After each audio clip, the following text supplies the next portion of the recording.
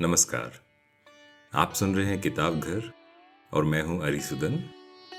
किताब घर में हम बात करते हैं हिंदी किताबों पर, चाहे नई या पुरानी, कुछ जानी पहचानी, कुछ अनजानी, कुछ कविताएं और कुछ कहानी। तो इसी सिलसिले में आज की किताब है विनोद कुमार शुक्ल की लिखी हुई नौकर की कमीज। शुक्ल जी को हाल ही में ज्ञानपीठ पुरस्कार मिला है, हिंदी साहित्य के सबसे बड़े पुरस्कारों में। और ये जो किताब है नौकर की कमीज, ये लिखी गई थी 1979 में, और एक तरह से उस समय के हालातों की जो तस्वीर है उसको ये पाठक के सामने प्रस्तुत करती है। लिखने का तरीका ऐसा है कि लेखक खुद बात कर रहे हैं और अपनी कहानी सुनाते चलते हैं। और ये कहानी कोई ऐसी नहीं है कि किसी एक समय कालखंड की हो और कोई विशेष घटना इसमें घटित होती हो। ये बिल्कुल आम दिनचर्या की कहानी है। संतू बाबू हैं जो खुद अपनी कहानी कह रहे हैं, लेखक संतू बाबू बन जाते हैं। और कहानी में कुछ और पात्र हैं, जैसे जो नौकर है महंगू है, एक बड़े बाबू हैं, उनसे बड़े बाबू हैं जिन्हें साहब कहा जाता है, एक और साहब हैं डॉक्टर साहब, जिनका एक बहुत बड़ा बंगला है, और उसी बंगले के एक छोटे से हिस्से में ये संतू बाबू अपनी पत्नी के साथ रहते हैं। कभी कभी उनकी माँ भी साथ में रहती हैं, किंतु अक्सर संतू बाबू और उनकी पत्नी ही हैं। किताब में बड़े अच्छे तरीके से समाज के जो अलग अलग वर्ग हैं उनको दिखाया गया है। कहीं ये नहीं कहता कि ये अलग अलग वर्ग हैं, बस आप जान जाते हैं जैसे जैसे आप इस किताब को पढ़ते जाते हैं। जैसे सबसे नीचे क्रम में हम रखें तो महंगू जो नौकर है, एक महावीर है खोमचे वाला, मूंगफली बेचता है, चने बेचता है, वो है। एक साइकिल की दुकान है। उसके बाद आते हैं निम्न मध्य वर्गीय, लोअर मिडिल क्लास, जो संतू बाबू स्वयं हैं, उनके कुछ एक कलीग्स हैं। और फिर आते हैं बड़े बाबू, उसी क्रम में थोड़े से ऊपर, और इनके ऊपर हैं बड़े साहब या साहब और डॉक्टर साहब। तो इस तरह से अलग अलग वर्ग विभाजन हो जाते हैं। संतू बाबू अपनी कहानी कहते चलते हैं। और नौकर की कमीज जो शीर्षक है वो एक तरह से प्रतीक है, एक रूपक है कि किस तरह से जो साहब हैं वो एक कमीज सिलवाते हैं, एक नई साफ सुथरी कमीज। अब कमीज तो बन गई, किंतु अब उसके लिए नौकर ढूंढा जाए। जैसे आजकल हम कहते हैं जॉब डिस्क्रिप्शन या रोल डिस्क्रिप्शन, वो पहले बन जाता है और उसके बाद उसके लायक कौन उसमें फिट हो सकता है, उस इंसान की तलाश होती है। तो बिल्कुल वैसे ही जो साहब हैं वो एक नौकर की तलाश में है कि जो इस कमीज में फिट आ जाएगा वो नौकर होगा। और ये कमीज केवल कमीज नहीं है, जैसे हमने कहा रूपक है कि उसके अंदर ये सब विशेषताएं होनी चाहिए। साफ सुथरा रहे, सारी बात माने, कभी अपनी आवाज ना उठाए, बिल्कुल जैसे दबा हुआ शोषित समाज होता है उस तरह से वो नौकर चले। और कहानी के घटनाक्रम में होता यह है कि एक समय संतू बाबू जाते हैं साहब के घर और उन्हें जबरदस्ती उनकी इच्छा के विरुद्ध ये कमीज पहना दी जाती है। और ये कमीज पहनते ही संतू बाबू को अपने आप लगने लगता है कि वो नौकर हैं।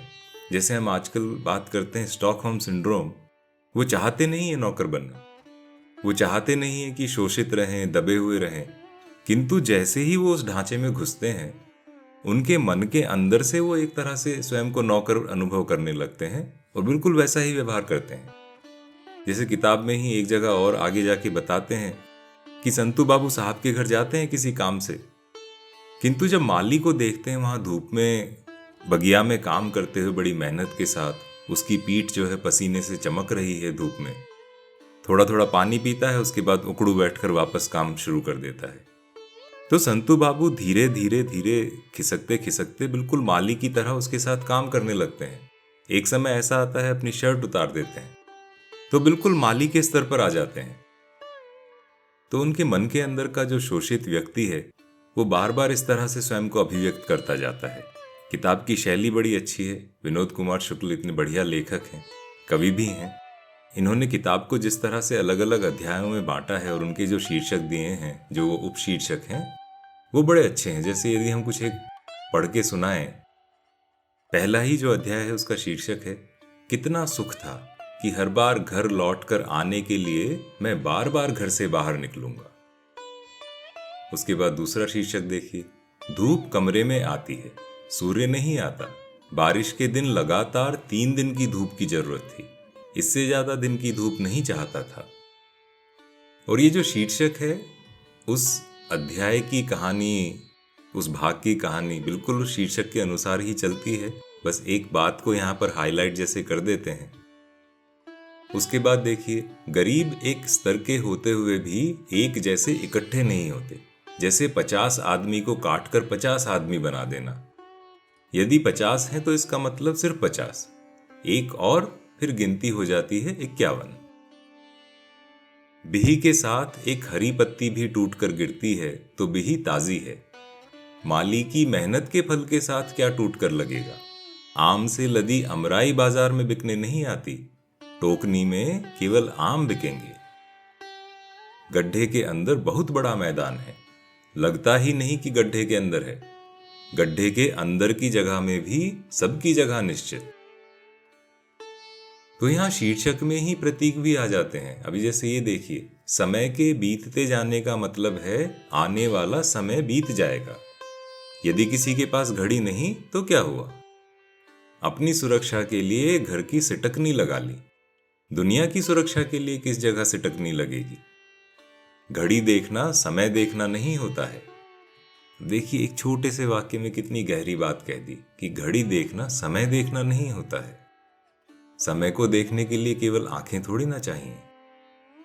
तो इस तरह के उपशीर्षक हैं, और इसके अगर कुछ एक हम उदाहरण लें, वाक्यों के किस तरह की सुंदर सी बातें लिखी हैं। जैसा हमने कहा, पहला शीर्षक, कितना सुख था कि हर बार घर लौटकर आने के लिए मैं बार बार घर से बाहर निकलूंगा। घर बाहर जाने के लिए उतना नहीं होता जितना लौटने के लिए होता है। बाहर जाने के लिए दूसरों के घर होते हैं, दूसरे यानी परिचित या जिनसे काम हो, जिनके यहाँ उठना बैठना होगा, या बाजार, बगीचा, दफ्तर, कारखाना होगा। लौटने के लिए खुद का घर चाहिए होता है, चाहे किराए का एक कमरा हो या एक कमरे में कई किराएदार हों। और ये जो कहानी है इस किताब की, जो कथानक है, वो एक किराएदार के रूप में शुरू होता है कि किस तरह से वो डॉक्टर साहब के बंगले में किराएदार की तरह से रहते हैं। अब डॉक्टर साहब ठहरे बड़े अमीर, खूब पैसे वाले, बड़ा सा बंगला है, बड़ा सा बगीचा है, बहुत सारे पेशेंट उनके यहाँ आते हैं, बहुत सारे मरीज लोग डॉक्टर साहब के यहाँ आते हैं। अब संतू बाबू जो अपनी कहानी कह रहे हैं, या विनोद कुमार शुक्ल जी जिनकी कहानी कह रहे हैं, उनके घर की छत टपकने लगती है। ये एक बड़ी समस्या होती थी पिछली शताब्दी में। आजकल तो घर बड़े अच्छे बनते हैं, क्वालिटी भी अच्छी होती है, सामान अच्छा आने लगा है, किंतु पहले हर दूसरे तीसरे आदमी के घर में समस्या थी कि बारिश हुई और टपका शुरू। टपके के नाम से तो कितने चुटकुले भी बने थे। तो बहरहाल संतू बाबू बड़ा प्रयास करते हैं कि किसी तरह से डॉक्टर साहब को मना लें कि वो जो उनकी छत है उसकी मरम्मत करवा दें तो सुकून से रहें। और डॉक्टर साहब कहते हैं कि देखो भाई, अभी बारिश है, छत गीली है, धूप खिलने दो, जब छत सूख जाएगी उसके बाद इसकी मरम्मत आसान होगी। और यहां देखिए कितने सीधे साधे हैं संतू बाबू, और बिल्कुल वही शोषित समाज का एक तरह से दृश्य दिखाते हैं कि चुपचाप मानकर बैठ भी जाते हैं, धूप के इंतजार में बैठते हैं, और जैसे ही कहीं से देखते हैं कि धूप आई तो दौड़कर घर में आते हैं। जैसे हमने कहा, एक शीर्षक भी था कि धूप घर में आती है, सूर्य नहीं आता, वो उसी संदर्भ में है। तो ये बड़ी रोचक बात है कि जहां से कथानक शुरू होता है कि घर की छत ठीक करवानी है, वो छत कब जाकर ठीक होगी या नहीं, तो वो तो किताब पढ़ने के बाद ही पता लगेगा। किंतु इस किताब में और भी कई सारे समीकरण हैं, जैसे इनकी जो पत्नी है संतू बाबू की, उनके साथ किस तरह का रिश्ता है। एक तरफ तो जैसे गरीब की पत्नी होती है, सब कुछ बचा बचा कर चलने वाली, एक बार ये होता है कि अचानक उनके पास पैसा निकल आता है। संतू बाबू बड़े अचंभे में आ जाते हैं कि तुम्हारे पास पैसा कहाँ से आया। उनके अंदर का जो पुरुष है, जो अभिमानी पुरुष है, वो जाग जाता है कि पैसा तो केवल मेरे पास होना चाहिए। और तब पत्नी बताती है कि मैंने सब कुछ छोटा छोटा बचा कर रखा है और ये मेरा पैसा है, कभी जब घर में विपत्ति आएगी तभी ये काम आएगा। तो जहां वो केवल गरीब और शोषित हैं, साथ साथ उनका आत्मविश्वास भी है। और यही आत्मविश्वास ये संतू बाबू में समय समय पर जागता भी है। और बहुत सारी बातें बड़े गहरे तरीके से कह जाते हैं, जैसे कहते हैं कि शोषण इतने मामूली तरीके से असर डालता था कि विद्रोह करने की किसी की इच्छा नहीं होती थी। इसी बात को मैनेजमेंट या मनोविज्ञान की किताबों में कहते हैं कि किस तरह से एक जो मेंढक होता है, जो फ्रॉग होता है, उसको पानी में डालकर धीरे धीरे पानी का तापमान बढ़ाया जाता है। मेंढक को पता ही नहीं लगता कब तापमान बढ़ गया, बेचारा छटपटाता है उसमें। कुछ ऐसी ही हालत है, जो शोषण होता है वो बिल्कुल छोटे छोटे तरीके से शुरू होता है और बढ़ता जाता है। इंसान को पता ही नहीं लगता कि वो शोषित हो रहा है। और आगे देखिए, ये जो पात्र हैं संतू बाबू, ये जब समाज की तस्वीर को प्रस्तुत करना चाहते हैं तो वो बाहर निकल जाते हैं घर से, एक वॉक लेते हैं और कहते हैं कि किसी शहर, किसी गांव, किसी कस्बे को जानना है तो वॉक कीजिए। तो ये टहलने निकल पड़ते हैं, और टहलने निकल पड़ते हैं तो अलग अलग दृश्यों के बारे में बात करते हैं। जैसे शुरुआत में ही कहते हैं कि पूरी गली में केवल एक बिजली का खंभा था, उसमें धीमा बल्ब जल रहा था। गली के खत्म होते ही एक कम चौड़ी सड़क थी, उस सड़क के दोनों ओर दूर तक मुझे कुछ नहीं दिखा। बाईं तरफ एक देशी शराब की दुकान थी, शराब की दुकान के ऊपर जो अकेला बल्ब था वह बहुत तेज था। तो यहां कुछ प्रत्यक्ष नहीं कहते हैं, किंतु एक बात कह जाते हैं कि जो बिजली का खंभा है सरकार द्वारा दिया हुआ, उसमें तो बड़ा धीमा सा बल्ब है, किंतु जो शराब की दुकान है वहां एक बड़ा सा तेज बल्ब जला है, वहां रोशनी है, क्योंकि वहां लोग हैं। तो इस तरह से बातों बातों में बात कह जाते हैं।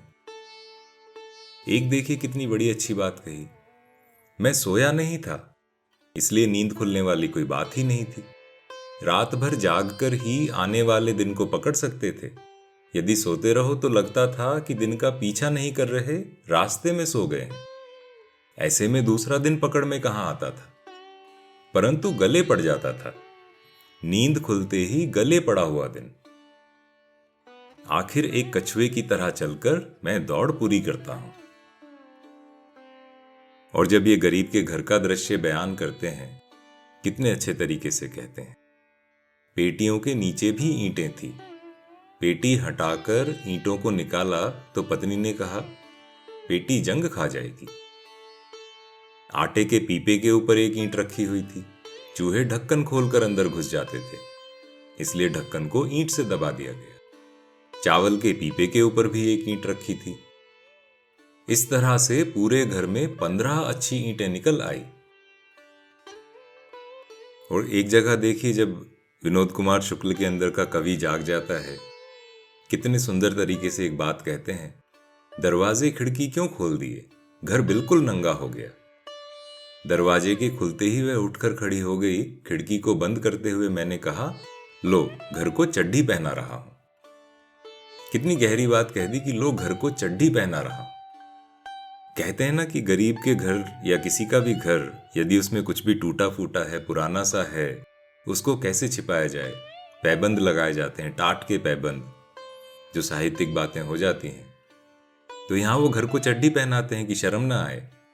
पिछवाड़े के दरवाजे को बंद करते हुए मैंने कहा, अब मैं घर को पायजामा पहना रहा हूं। पायजामा बाहर से दिखता है, यानी पीछे का दरवाजा ठीक से बंद किया तो घर बाहर से ठीक ठाक दिखेगा, तो घर को पायजामा पहना रहा हूं। और लेखक कहते हैं, मेरे ख्याल से सामने के दरवाजे को पायजामा कहना ठीक होगा। तो इस तरह की कई सारी बातें हैं इस किताब में। और जैसा हमने कहा कि अलग अलग वर्गों की बात है, शोषित, गरीब, और जगह जगह पर इनका एक विद्रोह भी जागता है। ये विद्रोह करना चाहते हैं। जैसे इसी कहानी में एक कटहल का किस्सा है कि कार्यालय में जो एक पेड़ लगा है, उस पर जो कटहल हैं, उस पर किसका अधिकार हो। तो वहां भी इस तरह के प्रतीकों को प्रयोग किया है और उन्हीं प्रतीकों के माध्यम से ये कहानी कही है कि किस तरह से कभी कभी जो होता है, गरीब का विद्रोह जाग जाता है और उसके बाद वो क्या करते हैं। जैसे यहाँ पर एक दुकानदार की बात होती है जो उधारी पर सामान देता है। एक बार चुपके से कहता है कि देखो, आज मेरे पास मिट्टी का तेल आया है। और लोगों को पता होगा कि पिछले दशक में मिट्टी का तेल जो है कितना लोकप्रिय था, कितना उससे लोगों का काम चलता था, क्योंकि गैस नहीं थी बहुत लोगों के पास और गैस को आने में समय बड़ा लगता था। आजकल की पीढ़ी को पता ही नहीं होगा कि पहले गैस बुक की जाती थी, उसके 6 महीने बाद सिलेंडर घर में आता था। यानी आपको पहले से प्रेडिक्ट करना होगा कि सिलेंडर कब खत्म होने वाला है। खैर वो दूसरी और बहुत बातें हैं, किंतु कुछ उसी तरह का समाज यहां पर दिखाते हैं। तो ये जो दुकानदार है जो उधारी देता है, ये संतू बाबू को एक बार चुपके से मिट्टी का तेल देता है और कहता है किसी को बताना मत, क्योंकि उसने जो राशन का मिट्टी का तेल लोगों के लिए आता था उसको चोरी करके बेचना शुरू किया। और संतू बाबू क्या करते हैं, सारी दुनिया में जाकर घोषणा कर देते हैं, जो मिलता है उसको बताते हैं कि देखो वहां मिट्टी का तेल मिल रहा है, जाकर ले आओ। ऐसी एक स्थिति बना देते हैं कि मिट्टी का तेल बचे ही नहीं। तो इस तरह से विद्रोह जागता है बार बार, और उस विद्रोह की बात लेखक करते जाते हैं, लेकिन इतने सटल तरीके से करते हैं, इतने शांत तरीके से करते हैं कि वो प्रत्यक्ष सामने नहीं आएगी। आप कहानी पढ़ते हैं, और अगर आप ठीक से कहानी पढ़ रहे हैं, कई बार इसमें पीछे जाना पड़ता है कि ये मैंने क्या पढ़ लिया। कई बार कहानी में पीछे जाना पड़ता है उसको ठीक से समझने के लिए, उसे आत्मसात करने के लिए। तो इस तरह से जब आप पढ़ेंगे तो बहुत सारी बातें आपके सामने आती जाएंगी। और जैसा अक्सर बहुत सारी किताबों के साथ, बहुत सारे पाठकों के साथ ऐसा होता है कि जब किसी किताब को या किसी भी भाग को वापस से पढ़ा जाए तो नई बातें भी सामने आ जाती हैं। वो बात इस किताब के साथ भी है।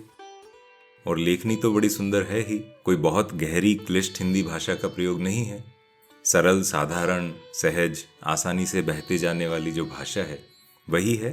किंतु आप इसको एक उपन्यास की तरह नहीं पढ़ सकते कि एकदम की तेज गति से पढ़ डाला। इसे आराम से धीरे धीरे पढ़िए। कहते हैं ना, डाइजेस्ट करते जाना, पचाते जाना, क्योंकि इसको पचाने की आवश्यकता होगी। इसमें बहुत सारी ऐसी असलियत है, यथार्थ का आईना है, एक आम आदमी की कशमकश है, तो उसे ठीक से पढ़ना होगा।